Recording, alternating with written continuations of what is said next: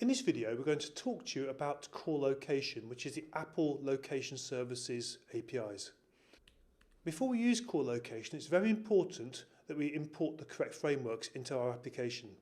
To do this, you need to click on the project, which is indicated in blue, and at the bottom of the screen, you can see that the frameworks are listed.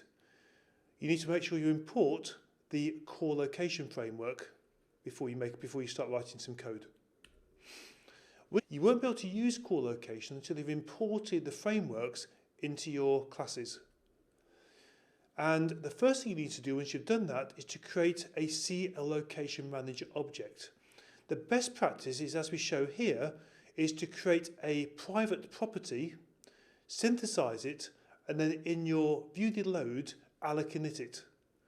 Once you've created your CL Location Manager, there are several properties you might want to change.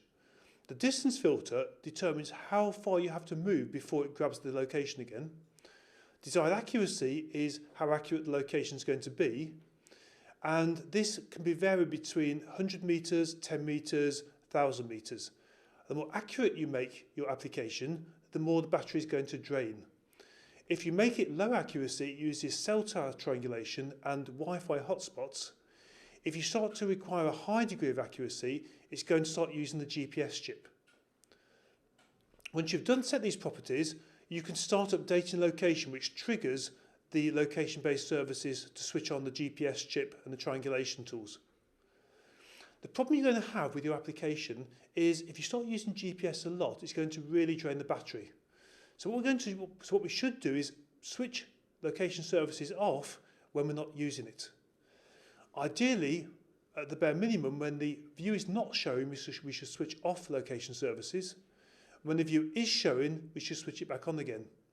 And this is part of the view controller lifecycle.